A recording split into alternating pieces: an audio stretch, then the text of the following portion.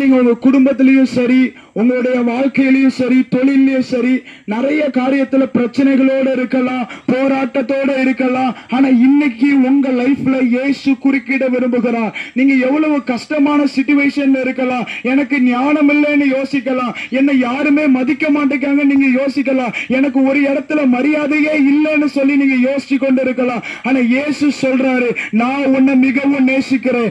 என்ன எப்படி அவர் நம்மளை நேசித்தாருன்னா, வானத்தையும் பூமியும் படைத்த தேவன் இந்த பூமிக்கு ஒரு சாதாரண மனுஷனாக வந்தார். ஏன் வந்தார்னா, இந்த உலகத்துல ஜனங்களுடைய பாவத்தோடு ஒரு மனிதன் மரிப்பானே ஆனால் அவன் நரகத்துக்கு சென்று விடுவான். ஒரு மனுஷன், எல்லாரும் பாவம் செய்தார்கள், ஒருத்தர் விடாம. பொய் சொல்லாதவர்கள் இங்க இல்ல, களவெடுக்காதவர்கள் இங்க இல்ல. நிறைய பாவத்தோடு பலர் இறந்து போனாங்க. அவர்களுக்கு நரகம் தான் அவங்களுக்குரிய இடம். ஆனா இயேசு சொல்லுகிறார், என்னை விசுவாசிக்கிறவனுக்கு பாவ மன்னிப்புடைய நிச்சயத்தை நான் கொடுக்கிறேன். நீங்க எவ்வளவு பாவம் செஞ்சிருக்கலாம், எவ்வளவு மோசமான சூழ்நிலையில இருக்கலாம், சிலர் யோசித்துக் கொண்டிருக்கலாம், என் குடும்பத்தாரில் என் ஹஸ்பண்ட் குடிக்கிறாரு, என் வீட்டுக்காரர் குடிக்கிறாரு, என் தகப்பன் குடிக்கிறாரு, இந்த பழக்கத்திலிருந்து அவர் விடுதலை பண்ண யாருமே இல்லைன்னு சொல்லி நீங்க யோசித்துக் கொண்டிருக்கலாம். ஆனா இயேசு சொல்றாரு, என்ன நம்புங்க, உங்க குடும்பத்துடைய சூழ்நிலையை நான் மாற்றி காட்டுறேன். இந்த பாவத்துக்காக தான் இயேசு இந்த பூமிக்கு சாதாரண மனிதனாக வந்தார். கடவுள் அவர் தன்னுடைய இடத்தை விட்டு, தன்னுடைய சந்தோஷமான சொகுசான இடத்தை விட்டு இந்த பூமிக்கு சாதாரண மனுஷனாக வந்தார். வந்து சிலுவையில் அடிக்கப்பட்டார், ரத்தம் சிந்தப்பட்டது. அவர்கள் கைகள்ல ஆணிகள் அடிச்சாங்க, கால்கள் ஆணிகள் அடிச்சாங்க, அவருடைய தலையில முற்கிரீடத்தை வைத்தார்கள், தலையில ரத்தமாய் கொட்டியது. முதுகல அடித்தாங்க, முதுகெல்லாம் கிழிந்து எல்லா சதைகளும் உருகி ரத்தமாய் வந்தது. ஏன் தெரியுமா? நம்முடைய பாவத்திற்குரிய தண்டனையை இயேசு சிலுவையில் சுமந்து தீர்த்தார். ரத்தம் சிந்தப்படாமல் பாவ மன்னிப்பு உண்டாகாது. அதனால நிறைய இடத்துல பாத்தீங்கன்னா ஆட்டை அடிப்பாங்க, கோழி அடிப்பாங்க. ஏன் தெரியுமா? பாவ மன்னிப்பு உண்டாக வேண்டும் என்று இயேசு தன்னையே சிலுவையில கொடுத்தார். ரத்தம் சிந்தட்டும், நான் சாகிறேன், என் பிள்ளைங்க விடுதலையாகட்டும், என் பிள்ளைகளுக்கு பாவ மன்னிப்பு உண்டாகட்டும், என் பிள்ளைகள் வியாதிகள் நீங்கி சுகமாயிருக்கட்டும், என் பிள்ளைகள் கஷ்டத்தை நீங்கி சுகமாயிருக்கட்டும் சொல்லி இயேசு தன்னை சிலுவையில ஒப்பு கொடுத்தார். ரத்தம் சிந்தினது, அவர் மரித்து போனார். மரித்ததோடு அவர் அப்படியே நின்று விடவில்லை. பலர் நம்ம தெரிந்தவர்கள் இருப்பாங்க, அவர் பெரிய ஆளுங்க, அவரு நிறைய அற்புதம் செஞ்சாரு அப்படின்னு சொல்லுவாங்க.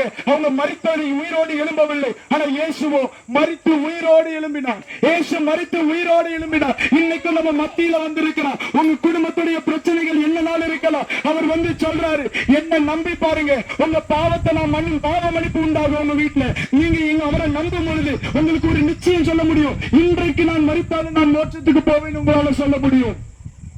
ஒரு மனுஷன் ஒருவேளை அவன் உயிரோடு இருக்கிற நாட்கள் 80 வயசா இருக்கலாம், இல்ல 70 வயசு, இல்ல 100 வயசு வரை மேக்சிமம் ஆகலாம். ஆனா இன்றைக்கு மரணித்தால் நாம் எங்கே போவோம்? இதை ரொம்ப கருத்துல கொள்ளணும். இயேசு சொல்லுகிறார், என்னை விசுவாசிக்கிறவனுக்கு நான் மோட்ச பாக்கியத்தை கொடுக்கிறேன். என்ன விசுவாசிக்கிறவனுக்கு நான் மோட்ச பாக்கியத்தை கொடுக்கிறேன். அவன் வாழ்க்கையை நான் மாற்றி காட்டுறேன்னு சொல்லி கர்த்தர் சொல்றாரு.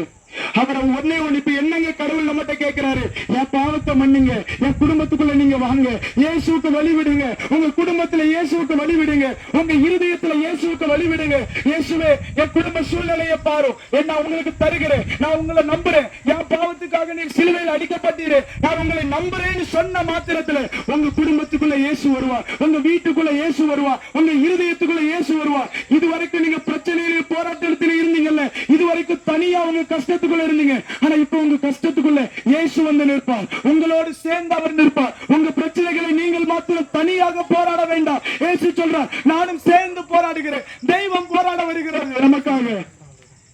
இப்ப யாருக்கெல்லாம் இந்த இயேசுவை இருதயத்துல வேணும் நம்புறீங்களோ, ஒரு நிமிஷம் நீங்க கண்களை மூடி ஆண்டவரை பார்த்து, இயேசுவை பார்த்து சொல்லுங்க, இயேசுவே, எனக்காக நீங்க சிலுவையில் அடிக்கப்பட்டதற்காக நன்றி, என் பாவங்களை நீங்க சிலுவையில் சுமந்ததுக்காக நன்றி. எல்லாரும் சொல்லலாமா? என் பாவத்துக்காக நீங்க சிலுவையில் அடிக்கப்பட்டதற்காக நன்றி. இன்னைக்கு என் இருதயத்துல உங்களுக்கு இடத்தை கொடுக்கிறேன், என் குடும்பத்துல இடத்தை கொடுக்கிறேன், எங்க பிள்ளைங்களுக்குள்ள உங்களுக்கு இடத்தை கொடுக்கிறேன், எல்லா இடத்துலயும் உங்களுக்கு இடத்தை கொடுக்கிறேன்னு சொல்லி நாங்க ஒப்பு கொடுத்து நாங்க செபி. இன்னைக்கும் நான் சுவிசேஷம் அறிவிக்கலாமா?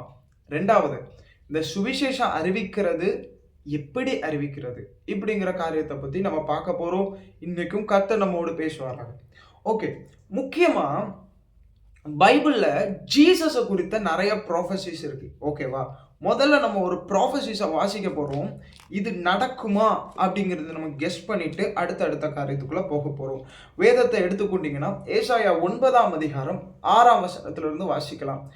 நமக்கு ஒரு பாலகன் பிறந்தார், நமக்கு ஒரு குமாரன் கொடுக்கப்பட்டார், கர்த்தத்துவம் அவர் தோளின் மேல் இருக்கும், அவர் நாமம் அதிசயமானவர், ஆலோசனை கர்த்தா, வல்லமையுள்ள தேவன், நித்திய பிதா, சமாதான பிரபு எனப்படும். தாவீதின் சிங்காசனத்தையும் அவனுடைய ராஜ்யத்தையும் அவர் திடப்படுத்தி இதை இது முதற்கொண்டு என்றென்றைக்கும் நியாயத்தினாலும் அவருடைய கர்த்தத்துவத்தின் பெருக்கத்துக்கும் அவர் அதன் சமாதானத்துக்கும் முடிவில்லை. சேனைகளின் கர்த்தருடைய வைராக்கியம் இதை செய்யும். வசனத்தை கொஞ்சம் நீங்க உற்று பார்த்தீங்கன்னா அதுல இயேசு பிறக்கிறத பொறுத்து இருக்குது, அவருடைய நாமத்தை பத்தி எழுதப்பட்டிருக்குது. ஆனா பின்பகுதியில வேற ஒரு காரியம் சொல்லப்பட்டிருக்குதா உங்களால தெளிவா பார்க்க முடியும். அது எதை குறிக்குதுன்னு நீங்க பார்த்தீங்கன்னா அது உங்களுக்கு யூஸ்ஃபுல்லா இருக்கும். அதுல ஒரு வார்த்தை இப்படியாக எழுதப்பட்டிருக்குது, அவருடைய கர்த்தத்துவம் பெரிதாகும், அவருடைய கர்த்தத்துவம் பெரிதாகும். நீங்க பார்த்தீங்கன்னா ஒரு காரியத்தை தெளிவா நீங்க அறிந்து கொள்ள முடியும். அவருடைய கர்த்தத்துவம் பெரிதாகும்னா அர்த்தம் என்ன? இங்கிலீஷ் பைபிள்ல கர்த்தத்துவம்ங்கிற வார்த்தைக்கு ஆளுமை என்ற அர்த்தம். கவர்மெண்ட், அவருடைய ராஜரீகம், அவருடைய ஆளுமை தன்மை, அவருடைய கவர்மெண்ட் நாளுக்கு நாள் விருத்தியாகும். ஒரு குழந்தை பிறக்கிறது, அவரே குமாரன், அவரை பற்றின தீர்க்க தரிசனமான நாமங்கள் எழுதப்பட்டிருக்கின்றன. அதோடு விடாம அவருடைய கவர்மெண்ட் நாளுக்கு நாள் விருத்தி அடையும் என்பதாகவே எழுதப்பட்டிருக்கிறது. அவருடைய ராஜ்யம் என்றைக்குமே, அதனாலதான் எழுதப்பட்டிருக்குது, அவருடைய ராஜ்யத்திற்கு முடிவே இல்லை, அது முடிவில்லாத ஒரு ராஜ்யம், அது இயேசு கிறிஸ்துவின் ராஜ்யம். அப்போ இன்னைக்கு நம்ம ஒரு காரியம் தெரிஞ்சுக்கிடணும். கர்த்தருடைய மிகப்பெரிய பிளான் என்ன தெரியுமா? ஜீசஸுடைய கவர்மெண்ட் பெருசாய் கொண்டே இருக்கணும், ஜீசஸுடைய கவர்மெண்ட் பெருசாய் கொண்டே இருக்கணும். இப்படி சொல்லிட்டு அதோட அது நிக்கல. அடுத்த லைன்ல இப்படி ஒரு சூப்பரான ஒரு வார்த்தை இருக்குது, சேனைகளின் கர்த்தருடைய வைராக்கியம் இதை செய்யும். ஒரு காரியத்தை தெரியணும். இப்போ நம்ம ஒரு பவரா இருக்கோம்னு வச்சுக்கோங்களேன், வேற ஒருத்தன் நமக்கு விரோதமா ஃபைட்டுக்கு எதுக்கு வரான்னா ஒரு மைண்ட் செட் நமக்கு வரும் பாருங்களேன். என்னதான் பண்றான் பாப்போம், வாடா வந்து பார்க்கலாம்டா, டேய் அவன் என்னதான் பண்றான் பாப்போம், அவன் ரொம்ப திமிரு எடுத்து நிற்கிறான், என்னதான் பண்ணலாம் பாப்போம். அப்படி ஒரு கட்ஸ்ல நம்ம நிக்கிற மாதிரி பரலோக பிதா ஒரு கட்ஸ்ல நிக்கிறாரு. என்ன சொல்றாரு தெரியுமா? அவருடைய கர்த்தத்துவம் பெரிதாகும், இயேசுடைய கவர்மெண்ட் பெருசாகிக்கிட்டே இருக்கும், இயேசுடைய கவர்மெண்ட் எந்த நிமிஷத்திலையும் குறுகாது, அது பெருகி கொண்டே இருக்கும்னு சொல்லி இந்த காரியத்திற்கு நான் வைராக்கியம் கொள்கிறேன்னு பிதா சொல்லுகிறார். இன்னைக்கு புரியுதா? இயேசுடைய ராஜ்யபாரம் என்றைக்குமே நிப்பாட்ட முடியாது. எத்தனை மதவாதிகள் எழுந்தாலும் சரி, எத்தனை கொடூர புத்தி உள்ளவர்கள் எழும்பினாலும் சரி, ஞானிகள் எழுந்தாலும் சரி, விவேகி எழுந்தாலும் சரி, அவனால அதை முடக்கிவிட முடியாது. ஏனெனில் வசனம் தெளிவாக எழுதப்பட்டிருக்கிறது, அவருடைய கர்த்தத்துவம் பெரிதாகும், அதை முடக்க ஒருவனாலும் முடியாது. ஏன்னா அந்த இடத்துல வைராக்கியம் கொண்டு கர்த்தர் இருக்கிறார். ஆனா இப்போ எனக்கு ஒரு டவுட், இந்த கர்த்தத்துவம் விரிவாகிறதற்கு ஆண்டவர் பயன்படுத்துகிற நபர்கள் யார் அப்படின்னு சொல்லி பார்த்தோம்னா, நீங்க வசனத்துக்குள்ள நம்ம போகலாம், திரும்பியும் நம்ம பழைய ஏற்பாட்டிலேயே நம்ம நிறைய கற்றுக்கொள்ளலாம், அதுக்கப்புறம் புதிய ஏற்பாட்டுக்குள்ள போகலாம். இதுவும் இயேசுவை குறித்த தீர்க்க தரிசனமான வசனங்கள். ஏசாயா 61ஆம் அதிகாரத்துல நம்ம சில வசனங்களை வாசிக்க போறோம். ஏசாயா 61ஆம் அதிகாரத்துல, கர்த்தராகிய தேவனுடைய ஆவியானவர் என் மேல் இருக்கிறார், சிறுமைப்பட்டவர்களுக்கு சுவிசேஷத்தை அறிவிக்க கர்த்தர் என்னை அபிஷேகம் பண்ணினார், இருதயம் நொறுங்குண்டவர்களுக்கு காயங்கட்டுதலையும், சிறைப்பட்டவர்களுக்கு விடுதலையையும், கட்டுண்டவர்களுக்கு கட்டவிழ்த்தலை கூறவும், கர்த்தருடைய அனுக்கிரக வருஷத்தை நம்முடைய தேவன் நீதியை சரி கட்டும் நாளையும் கூறவும், துயரப்பட்ட அனைவருக்கும் ஆறுதல் செய்யவும், சியோனிலே துயரப்பட்டவர்களை சீர்படுத்தவும், அவர்களுக்கு சாம்பலுக்கு பதிலாக சிங்காரத்தையும், துயரத்துக்கு பதிலாக ஆனந்த தைலத்தையும், ஒடுங்கின ஆவிக்கு பதிலாக துதியின் உடையையும் உடுக்கவும், அவர் என்னை அனுப்பினார். இப்ப இயேசு கிறிஸ்துவ குறித்து எதற்கு அவர் அனுப்பப்பட்டார் என்பது எழுதப்பட்டிருக்குது. பின்னதாக என்ன எழுதப்பட்டிருக்குது? அனுப்பினார், அவர்கள் கர்த்தர் தம்முடைய மகிமைக்கென்று நாட்டின நீதியின் விருட்சங்கள் எனப்படுவார்கள். அப்போ இயேசு யார் யாருக்கெல்லாம் துயரப்பட்டவர்கள், ஹார்ட்ல துயரப்பட்ட அனைவர்களுக்கும் ஆறுதல் கொடுத்தாரோ, ஒடுங்கின ஆவிக்கு பதில துதியின் ஆடையை கொடுத்தாரோ, யார் யாருக்கெல்லாம் இதெல்லாம் காட் கொடுத்திருக்காருன்னு வச்சுக்கிடுங்களேன், அவங்க எல்லார பத்தின ப்ராஃபசிஸ் பின்னாடி எழுதப்பட்டிருக்குது. என்ன எழுதப்பட்டிருக்குதுன்னா, முதல்ல நீங்க ஒரு காரியத்தை யோசிக்கணும். நீங்க ஜீசஸ்ட இருந்து ஏதாவது ஒரு நன்மை பெற்றிருக்கீங்களா? முன்னாடி நான் சாம்பல்ல இருந்தேன், இன்னைக்கு சிங்காரத்துல இருக்கிறேன், கர்த்தர் அடுத்த கட்டத்துக்குள்ள உயர்த்தி வச்சிருக்காருன்னு சொல்றீங்களா? இல்லைங்க, நான் ரொம்ப துக்கமா இருந்தேன், இயேசு என்னோட பேசினா என் லைஃப்ல இருந்த எல்லா கவலையும் போச்சு, ஒரு சமாதானத்தை கொடுத்தாரு நீங்க சொல்றீங்களா? இன்னைக்கு உங்களை குறித்து வசனத்தில் எழுதப்பட்ட தீர்க்க தரிசனங்களை நம்ம வாசிக்க போறோம். இது ஏதோ 1-2 நாள் முன்னாடி எழுதப்படல. அது 2500 வருடங்களுக்கு முன்பதாகவே, நாம் பிறப்பதற்கு முன்பதாகவே எழுதப்பட்ட தீர்க்க தரிசன விசேஷங்களாயிருக்கிறது. இதை வாசிக்கிறேன். அவர்கள் கர்த்தர் தம்முடைய மகிமைக்கென்று நாட்டின நீதியின் விருட்சங்கள் எனப்படுவார்கள். இயேசுடைய நீதி நமக்கு கிடைச்சதுனால நம்ம நீதியின் விருட்சங்கள் எனப்படுவோமா? அடுத்தது எழுதப்பட்டிருக்குது, அவர்கள் நெடுங்காலம் பாழாய் கிடந்தவைகளை கட்டி பூர்வத்தில் நிர்மூலமானவைகளை எடுப்பித்து தலைமுறையாய் இடிந்து கிடந்த பாழான பட்டணங்களை புதிதாய் கட்டுவார்கள். எழுதப்பட்டிருக்குது. உங்களையும் என்னையும் பார்த்தா எழுதப்பட்டிருக்குது, தலைமுறையாய் பாழாய் கிடந்தவைகளை புதிதா கட்டுவாங்க. நிறைய பட்டணங்கள் புதுப்பிக்கப்பட போகிறது, பல கிராமங்கள் புதுப்பிக்கப்பட போகிறது. வேதத்தில் எழுதப்பட்டிருக்குது, ஒருவன் கிறிஸ்துவுக்குள் இருந்தால் புது சிருஷ்டியா இருக்கிறான், பழையவைகள் எல்லாம் ஒளிந்து போகிறது. அர்த்தம் என்ன தெரியுமா? பட்டணமா கர்த்தருக்குள்ள திரும்ப போறாங்க, கிராமமா கர்த்தருக்குள்ள திரும்ப போறாங்க. இது எழுதப்பட்டிருக்குது. இயேசுவினால் ரட்சிக்கப்பட்ட ஒவ்வொருத்தருக்கும் கர்த்தர் எழுதி வைத்திருக்கிற தீர்க்க தரிசனமான விஷயங்கள், உங்களை குறித்தும் என்ன குறித்தும், இயேசுட்ட நன்மை பெற்ற ஒவ்வொருத்தங்களை குறித்தும் கர்த்தர் எழுதி வைத்திருக்கிற திட்டங்கள் என்னன்னா, உங்களை கொண்டு எங்களை என்ன கொண்டோ கிராமங்கள், பட்டணங்கள், தேசங்கள் நாட்களாக, பூர்வ நாட்களாக தலைமுறையாக இடிந்து கடந்தவைகள், பாழானவைகள், இவைகளை மீண்டும் சீர்படுத்தவும் கட்டி எழுப்பவும் கர்த்தர் நம்ம தான் நினைத்திருக்கிறார். நம்ம மேலதான் அந்த திட்டங்களை வைத்திருக்கிறார். தேவனுடைய அன்பை உங்களால புரிந்து கொள்ள முடியுதா? இன்னைக்கு நிறைய பேர் யோசிக்கிறாங்க, என்ன சுவிசேஷம் அறிவிக்க தான் கர்த்தர் அழைத்தாரா? எனக்கு சுவிசேஷம் அறிவிக்கலாமா? நான் இப்பதான் ரட்சிக்கப்பட்டிருக்கிறேன், நான் கொஞ்சம் பைபிள் தெரியும், நான் சுவிசேஷம் அறிவிக்கலாமா? கர்த்தர் சொல்றாரு, உன் மேலதான் பெரிய திட்டம் இருக்குது. கர்த்தர் சொல்ற ஒன்ன குறித்து தான் தீர்க்க தரிசனம் இருக்குது. உங்களுக்கு ஒண்ணு தெரியுமா? பைபிள்ல இருக்கல, சேனைகளின் கர்த்தருடைய வைராக்கியம் இதை செய்யும்னு. அது யாரை கொண்டு தெரியுமா? He will push us. நம்ம சரியில்லாம இருப்போம், நம்மளை புஷ் பண்ணுவார் பரிசுத்தத்துக்கு நேரா. நம்ம குறைவுள்ளவர்களா இருப்போம், நம்மளை புஷ் பண்ணுவார், இன்னும் பரிசுத்தமாவாளே, இன்னும் அக்னியா எழும்பு, தேசத்தை பிடி, பட்டணத்தை பிடி, தேசத்தை மறுரூபமாக்கு. இந்த பாழாய் கிடக்கிறது, லட்சக்கணக்கான நாட்களாய் பாழாய் கிடக்கிற பட்டணங்களை பார், உற்று பார், ஒரு அக்னி பிடிக்கட்டும், இந்த நிமிஷத்துல ஒரு எழுப்புதல் பிடிக்கணும்னு சொல்லி ஒரு வைராக்கியத்தை கொடுக்கிற ஒரு தேவன். நான் நார்மலா இருக்க கூடாது, நான் அழைக்கப்பட்டது வித்தியாசம். பாழானவைகளை புதிதாய் கட்டுவதற்கு நீங்களும் நானும் அழைக்கப்பட்டவர்கள். வேதத்துல இன்னொரு வசனத்தை கூட நான் வாசிச்சு உங்களுக்கு இன்னும் நான் தெளிவாக கொடுக்க முடியும். நீங்க எடுத்துக்கொள்ளுங்க, மத்தேயு எழுதின சுவிசேஷ புத்தகம் 28ஆம் அதிகாரத்துல கடைசி 3 வசனங்களை நான் வாசிக்கிறேன்.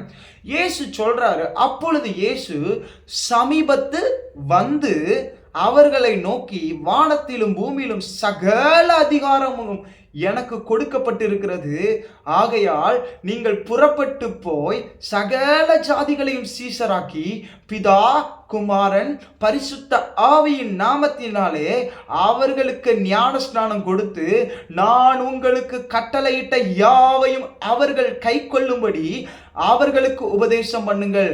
இதோ உலகத்தின் முடிவு பரியந்தம் சகல நாட்களிலும் நான் உங்களுடனே கூட இருக்கிறேன். ஆமென். ஓகே, இப்போ இந்த பகுதியில இயேசு சீஷர்கள்ட்ட ஒரு கட்டளை கொடுக்கிறாரு. என்ன கட்டளை கொடுக்கிறாருங்கிறதா மேட்டர். அவர் சொன்ன ஒரு காரியம் என்னன்னா, சகல ஜாதிகளையும் விசுவாசிகள் ஆக்கின்னு சொல்லல, சீஷன் ஆக்கின்னு எழுதப்பட்டிருக்குது. அப்போ உங்களையும் என்னையும் குறித்த தேவ திட்டம் என்னன்னா, இப்ப யோசிச்சு பாருங்க, சுவிசேஷம் பரமனதுக்கு காரணம் யாருன்னா, இயேசு தன்னை உயிரோடு இருக்கிறவராக அப்போஸ்தலர்களுக்கு தன்னை வெளிப்படுத்துகிறார். அந்த சீஷர்கள் என்ன பண்றாங்கன்னா, ஒவ்வொருத்தருக்கும் சுவிசேஷம் அறிவித்து அது கண்டங்களை தாண்டி போனது, பட்டணங்களை தாண்டி போனது, எல்லா இடத்தையும் தாண்டி போய் இப்போ நம்ம ரட்சிக்கப்பட்டிருக்கோம். ஆனா இயேசு சொன்னது என்ன தெரியுமா? சீஷராக்கி, விசுவாசிகளாக்கின்னு எழுதப்படல. திரும்பி கூட அந்த வார்த்தையை நான் உங்களுக்கு வாசிக்கிறேன். நீங்கள் புறப்பட்டு போய் சகல ஜாதிகளையும் சீஷராக்கி. இன்னைக்கு உங்க மேலையும் என் மேலையும் இருக்கிற தேவனுடைய திட்டம் என்னன்னா, நீங்களும் நானும் சீஷன் ஆகணும். அப்போ இப்போ உங்களுக்கு புரியும், சீஷர்களை இயேசு எதுக்கு தெரிந்து கொண்டார் தெரியுமா? முதலாவது தம்மோடு இருக்கவும், முதல்ல நீங்க அவரோட இருக்கவும், இந்த ரிலேஷன்ஷிப் உண்டாகிறதுக்கு. செகண்ட்லி என்ன தெரியுமா? பிரசங்கிக்கும்படியாக தாம் அவர்களை அனுப்பவும். அப்ப நம்ம சுவிசேஷம் அறிவிக்கிறது தேவனுடைய திட்டம். மூணாவது, நம்ம கரத்தை கொண்டு அற்புத அடையாளங்களை செய்யவும், பிசாசுகளை துரத்தவும், மரித்தோரை எழுப்பவும். இதுவே தேவனுடைய திட்டமா இருக்கிறது. இது வசனத்துல தெளிவா எழுதப்பட்டிருக்குது.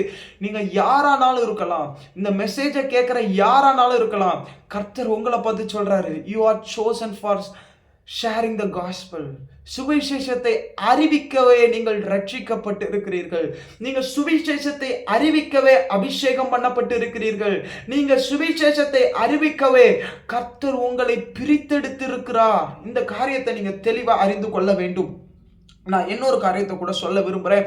இது நமக்கு ரொம்ப பிரயோஜனமா இருக்கும். ரெயின்ஹார்ட் போன்கே சொன்ன ஒரு காரியம், இது ரொம்ப பவர்ஃபுல், இட்ஸ் ஸோ பவர்ஃபுல்.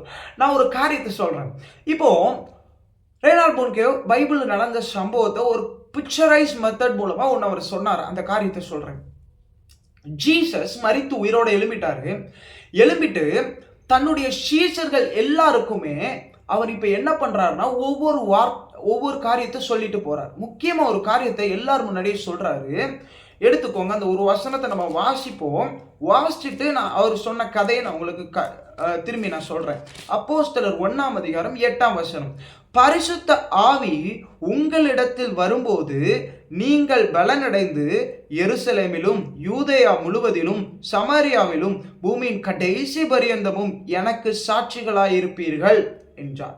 சரி, இயேசு எடுத்துக்கொள்ளப்படும் போது ஒரு காரியத்தை சொல்றாரு, எல்லாருக்கும் நீங்க சாட்சிகளா இருப்பீங்க அப்படின்னு ஒவ்வொரு காரியத்தை சொல்லியிருக்காரு.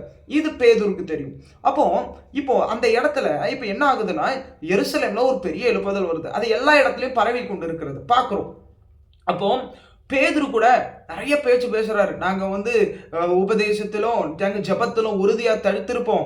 எங்களால இந்த விதவைகள் பிரச்சனை எல்லாம் என்ன பண்ண முடியாது, இன்வால்வ் பண்ண முடியாதுன்னு 7 பேரை செலக்ட் பண்ணி, பரிசுத்த ஆவியிலையும் நற்சாட்சி பெற்றவங்கள 7 பேரை செலக்ட் பண்ணி வைக்கிறாங்க. அதுல ஒருத்தர் பேர் பிலிப்புங்கிறது. இந்த பிலிப்பு சீஷர்கள் 12 சீஷர்கள்ல உள்ள ஒருத்தர் கிடையாது. He is a deacon. இவர் இன்னொருத்தர். அப்போ இவரை குறித்து பார்க்க முடியுது. இப்போ பேதுரு இந்த வசனத்தை எல்லாம் கேட்டிருப்பார். ஆனா எருசலேமுக்குள்ள அடங்கி போயிட்டார். இப்ப என்ன நடக்குதுன்னா, பேதுரு பிரசங்கம் பண்றதெல்லாம் பிலிப்பு கேட்டிருப்பார். ஒரு நாள் டக்குன்னு எழும்பி போய் பிலிப்பு போய் பேதுருட்ட போய் கேட்கிறாரு, பேதுருவே ஒரு பெரிய எழுப்புதல் வருது. ஓகே, முன்னாடி ஜீசஸ் பிரசங்கம் பண்ணாரு, நீங்க சொன்னீங்கல்ல, எருசலேமிலும் யூதேயாவிலும் சமாரியாவிலும். டிட் ஜீசஸ் சே சமாரியா? இயேசு உண்மையிலேயே சமாரியான்னு சொன்னாரா அப்படின்னு கேட்குறாங்க. உடனே பேதுரு எஸ் டெஃபினெட்லி இயேசு சமாரியான்னு பேரை சொன்னாரு அப்படிங்கிற. உடனே இப்போ பிலிப்பு யோசிக்கிறாரு, சமாரியான்னு சொன்னா ஏன் நீங்க சமாரியாவுக்கு போகாம எருசலேம்ல சொன்ன வாக்குத்தத்தம் நிறைவேறின பிறகு அப்படியே நிக்கிறீங்க, ஏன் போகல? இவர் இருதயத்துல ஒரு கொஸ்டின். உண்மையிலேயே இயேசு சொன்னாராம் திரும்பி கேட்கிறாரு. பேதுரு சொல்றாரு, ஆமாங்க உண்மையிலேயே சொன்னாரு. ஓ, எதுக்கு பிறகு இங்க இருக்கிறீங்க? ஒரு மாதிரி ஒரு ஒரு டிஸ்டர்பன்ஸ் வந்துகிட்டே இருக்கு. இப்போ உடனே பிலிப்பு யோசிக்கிறாரு, இல்ல நான் இதை இன்னும் கன்ஃபார்ம் பண்ண வேண்டியது இருக்கு. டக்குனு யோவான்ட்ட போறாரு. யோவான்ட்ட போய் பிலிப் கேட்கிறாரு, ஜீசஸ் உயிரோடு எழுந்த பிறகு எடுத்துக்கொள்ளப்படுறதுக்கு முன்னாடி ஒரு காரியம் சொன்னாராமே, அவர் நீங்கள் பரிசுத்த ஆவி உங்களிடத்தில் வரும்பொழுது சமாரியாவிலேயே நாங்க சாட்சிகளா இருப்போம்னு சொன்னாரா அப்படின்னு கேட்டார். உடனே ஜான், எஸ் டெஃபினெட்லி நான் தெளிவா கேட்டேன் அப்படின்னு ஜான் அந்த இடத்துல சொல்றாரு. உடனே இங்க பிலிப்புக்கு உள்ள வருது, எதுக்கு நீங்க போகல? நீங்க ஏன் போகாம இந்த இடத்துல எல்லாரும் ஸ்டே பண்ணி இருக்கீங்க? உடனே பிலிப்பு யோசிக்கிறாரு, தன்னுடைய பேக் எல்லாம் பேக் பண்றாரு. எல்லாத்தையும் பேக் பண்ணிட்டு சமாரியாக்குள்ள கடந்து போறாரு, சுவிசேஷம் அறிவிக்கிறாரு, மைட்டி மிராக்கிள்ஸ் நடக்குது, பெரிய பெரிய அதிசயங்கள் நடக்குது. ஜனங்கள் எல்லாம் அதிசயங்களை பார்த்து கர்த்தர் பக்கமா திரும்புறாங்க. உங்களுக்கு ஒண்ணு தெரியுமா? ரெய்ன்ஹார்ட் போன்கே சொன்னது இதுதான். அன்னைக்கு பிலிப்பு எல்லாரை போல இருக்கிற இடத்துல இல்ல, நான் இன்னொரு இடத்துல போய் நான் சுவிசேஷத்தை அறிவிப்பேன்ங்கிற அந்த வைராக்கியம் கொண்டான். அந்த பட்டணத்துக்குள்ள ஒரு எழுப்புதல் அக்கனியை கர்த்தர் போட்டார். அற்புத அடையாளங்கள் பயங்கரமாய் நடந்தது. இன்னைக்கும் அதே வல்லமையோட ஆவியானவர் இருக்கிறார். அதுக்கப்புறம் அவரு அந்த அமெரிக்கன்ஸ்ட தான் இந்த மெசேஜை ப்ரீச் பண்ற ஒரு காரியத்தை கேட்டாரு. Did Jesus say America? அவரு கேள்வி கேட்டாரு. Did Jesus say America? இயேசு அமெரிக்கான்னு சொன்னாரான்னு கேட்டாரு. உடனே எல்லாரும் சைலண்டா இருந்தாங்க. You just look into the passage again அப்படின்னு சொல்லிட்டு, பரிசுத்த ஆவி உங்களிடத்தில் வரும்பொழுது நீங்கள் பலனடைந்து எருசலேமிலும் யூதேயா முழுவதிலும் சமாரியாவிலும் பூமியின் கடைசி பரியந்தமும் எனக்கு சாட்சிகளா இருப்பீர்கள். இதை ஸ்டாப் பண்ணிட்டு ரெய்ன்ஹார்ட் போன்கே சொன்னது என்ன தெரியுமா? பூமியின் கடைசி பரியந்தம், அதுல அமெரிக்காவும் ஒன்று. பூமியின் கடைசி பரியந்தம், அதுல இந்தியாவும் ஒன்று. பூமியின் கடைசி பரியந்தம், அதுல நம்ம போகிற வில்லேஜ் மினிஸ்ட்ரி, டாக்ஸ் மினிஸ்ட்ரி, எந்த இடத்துக்கு நம்ம சுவிசேஷம் அறிவிக்க போறோம், அந்த எல்லா இடமும் அதுல இன்க்ளூட் ஆயிருக்கு. we go by faith. உண்மையிலேயே விசுவாசத்தோட நீங்க போவீங்கன்னா அந்த இடத்துல கர்த்தர் தன்னுடைய வல்லமையை வெளிப்படுத்தாம இருக்க மாட்டாரு. இயேசு சொல்லி இருக்கிறார், நான் சாட்சியாக இருப்பேன். பரிசுத்த ஆவியினால் நிரப்பப்பட்ட நான் போகும் பொழுது கர்த்தர் அந்த இடத்துல தன்னுடைய வல்லமையை வெளிப்படுத்தியே தீருவார். புரியுதா? Take a radical step. இன்னைக்கு கர்த்தர் நம்ம எல்லாத்திட்டையும் விரும்புகிறார். சுவிசேஷம் அறிவிக்கணும். எல்லாரும் அழைக்கப்பட்டவர்கள். நம்ம போகாவிட்டால் அவர்கள் கேள்விப்பட மாட்டார்கள். கேள்விப்படாவிட்டால் விசுவாசிக்க மாட்டார்கள். விசுவாசிக்காவிட்டால் ரட்சிக்கப்பட மாட்டார்கள். இந்த காரியத்தை நம்ம தெளிவாக அறிந்து கொள்ள வேண்டும். இது உண்மையிலே ரொம்ப இம்பார்ட்டன்ட். இப்போ நமக்கு ஒரு டவுட். ஓகே, இப்போ நான் என்ன ப்ரீச் பண்ணுறது? போய் என்னத்தங்க சுவிசேஷமாக நான் அறிவிக்கிறது அப்படின்னு நிறைய பேருக்கு கேள்வி. இன்னைக்கு நிறைய பேர் வந்து பாருங்களேன், நிறைய பேர் கன்ஃபியூஸ் ஆகுறாங்க. இப்போ காஸ்பல் எப்படி அறிவிக்கிறது? ஒன்றுமே கிடையாது. Simple, it's very simple. உங்கள் எல்லாருக்கும் தெரிஞ்ச மெசேஜ் தான். சுவிசேஷம்னா என்ன? நம்ம யோசிக்கும், இப்படிலாம் சொன்னால் அவன் ரட்சிக்கப்படுவானா? ரட்சிப்புங்கிறது உங்கள் கையில் இல்லை, தேவனுடையது. பைபிள்ல தெளிவா எழுதியிருக்கு, ரட்சிப்பு கர்த்தருடையது. It's not in your and my hand. அப்போ தெளிவா தெரியணும். இப்போ மைண்ட் செட்டை கிளியர் ஆக்கிக்கோங்க. ரட்சிப்பு கர்த்தர் கையில இருக்குது. இப்போ ஏன் வேலை என்னன்னா சுவிசேஷம் அறிவிக்கிறது. ஏன் வேலைன்னா வியாதியஸ்தர்கள் இருந்தா கை ஊத்தி ஜெபிக்க வேண்டியது. ஏன் வேலை என்னன்னா பிசாசு பிடித்தவர்கள் இருந்தா இயேசுவின் நாமத்தில் போன்னு கட்டளையிட வேண்டியது. ஏன் வேலையை நான் சரியா செய்யும் பொழுது கர்த்தர் தன்னுடைய வேலையை கரெக்டா செய்வாரு. வேதத்தில் எழுதப்பட்டிருக்குது, கர்த்தரோ பயங்கரமான பராக்கிரமசாலியா என்னோடு இருக்கிறார். உங்களோடையும் என்னோடைய ஒரு பயங்கரமான பராக்கிரமசாலி இருக்கிறார். அவர் பிசாசுகளை துரத்துகிறவர், வியாதிகளை சுகமாக்குகிறவர், மரித்தோர்களை எழுப்புகிறவர்கள், குஷ்டரோகிகளை சுத்தமாக்குகிறவர்கள், பாவிகளை ரட்சிக்கிற வல்லமை உடையவர். அதனால நீங்க விசுவாசத்தோட அவரை நம்பி நீங்க சொல்லும் போது அந்த இடத்துல கர்த்தர் செய்வார். நான் ஒரு காரியத்தை நான் சொல்றேன். இப்போ பாருங்க, ஒரு வீட்டுக்கு நீங்கள் போகிறீங்க, அவங்க சொல்கிறாங்க என் வீட்டில் இவ்வளோ ப்ராப்ளம், இன்னும் என்ன வியாதி இருக்குது, பிரச்சனை இருக்குது அப்படின்னு சொல்கிறாங்க. இல்லை நான் ஒன்றுமே இல்லை, அவங்க வந்து ஜஸ்ட் வந்து ஹியர் பண்ணுறாங்க, என் வீட்டில் வந்து கடன் பிரச்சனை இருக்குன்னு சொல்கிறாங்க. இல்லை ஏதோ ஒரு காரியம் தான் வீட்டில் இருக்குதுன்னு ஷேர் பண்ணுறாங்கன்னு வச்சுக்கோங்களேன். நீங்கள் டக்குன்னு சொல்லலாம், காட் இந்த பூமியை படைக்கும் போது அவர் இந்த கஷ்டத்தோடையும் இந்த தொல்லையோடையும் அவர் படைக்கல. அவர் எல்லாமே ஜனங்களுக்கோ மனுஷங்களுக்கோ போதுமான வகையில் படைச்சிருந்தாரு. ஆனால் மனுஷன் எப்போ தப்பு செய்ய ஆரம்பிச்சானோ அப்பத்தில் இந்த கஷ்டம், இந்த வியாதி இதெல்லாம் வந்துருச்சு. ஆனா இயேசு இதை இப்படியே விட விரும்பல. ஏன்னா ஒரு மனுஷன் பாவத்தோட மரிச்சானா அவன் நரகத்துக்கு போவான வசனத்துல இருக்கு. அவனுடைய ஆத்மாவையும் மீட்டு கொள்ளணும். இந்த பூமியில அவன் படுற கஷ்டத்துல இருந்து அவனுக்கு விடுதலை கொடுக்கணும், வியாதியில இருந்து சுகம் கொடுக்கணும், ஆசீர்வாதங்கள் உண்டாகணும், என்னென்னலாம் போராட்டம் அவன் லைஃப்ல இருக்கும் எல்லாத்துலயும் விடுதலை கொடுக்கணும். இதற்காக தான் இயேசு இந்த பூமிக்கு வந்தார். இதற்காக தான் வந்து எல்லாருடைய பாவத்திற்குரிய தண்டனையை அவர் சிலுவையில் ஏற்றுக்கொண்டார், ரத்தம் சிந்தினார், 3வது நாள் உயிரோடு எழுந்தவர் சொன்னார், நான் என்ன விசுவாசிக்கிறவன் மரித்தாலும் பிழைப்பார். இயேசு சொன்ன வார்த்தைகளை சொல்லுங்க. மரித்து எழுந்தவர் அவர் சொல்றாரு, என்ன நம்புங்க, நான் உங்களுக்கு நித்திய ஜீவனை தருவேன்னு சொன்னார். மரித்து எழும்பின அந்த இயேசு வைராக்கியமாக சொன்னது என்னன்னா, என்னை நம்புகிறவனுக்கு கோபாக்கினியிலிருந்து விடுதலை கொடுப்பார். இந்த மாதிரி காரியத்தை நீங்க ப்ரீச் பண்ணுங்க. நீங்க ஜெபிங்க, கைகளை வச்சு ஜெபிங்க. நீங்க பயந்துகிட்டு இருக்காது, பைபிள்ல இருக்கு. விசுவாசிகளால் நடக்கும் அடையாளங்களாவன, அவர்கள் வியாதியஸ்தர்கள் மேல கைகளை வைப்பார்கள், அப்பொழுது அவர்கள் சொஸ்தமடைவார்கள். உங்க கையை பாருங்களேன். இந்த கையை வைக்கும்போது ஆண்டவர் இந்த கையை குறித்து தீர்க்க தரிசனம் பேசியிருக்காரு பாருங்களேன். இந்த கையை குறித்து வாக்குத்தத்த வசனம் உண்டு. இந்த கையை பார்த்து சொல்லுங்களேன், இந்த கையை உன் மேல வாக்குத்தத்த வசனம் இருக்கு. வசனம் என்ன தெரியுமா உன்னை பத்தி சொல்லுது? இந்த கையை வைக்கும்போது வியாதியஸ்தர்கள் சுகமாவார்களா? இந்த கையை எடுத்து ஒருத்தன் மேல வச்சா போதும், இயேசுவின் நாமத்துல சுகம் உண்டாவதாகன்னு சொன்னா போதும். இயேசுவின் நாமத்துல குருட்டு கண்கள் திறக்கப்படுவதாகன்னு சொன்னா போதும். இயேசுவின் நாமத்துல செவிட்டு காதுகள் திறக்கப்படுவதாகன்னு சொன்னா போதும். இந்த செகண்ட்ல டெலிவரன்ஸ் உண்டாகுது. This is the power, not in this hand. இந்த கையில் இல்ல, கர்த்தர் சொன்ன வார்த்தை நிமித்தம் இந்த கை பவர்ஃபுல் ஆயிடுச்சு. இயேசு சொன்னார், இந்த கையை குறித்து வார்த்தை சொன்னார். உங்களுக்கு ஒண்ணு தெரியுமா? இந்த கையை குறித்து வார்த்தை இருக்குது. இந்த கை ஹீலிங்கை நடப்பிக்குது. இந்த நாவு தீர்க்க தரிசனம் உரைக்கும்னு எழுதப்பட்டிருக்குது. இந்த நாவு சுவிசேஷத்தை பிரசங்கிக்க அழைக்கப்பட்டது என்று வசனத்தில் எழுதப்பட்டிருக்குது. நாங்கள் பிரசங்கிக்கும் பொழுது வியாதியஸ்தர்கள் ஹீல் ஆவாங்க.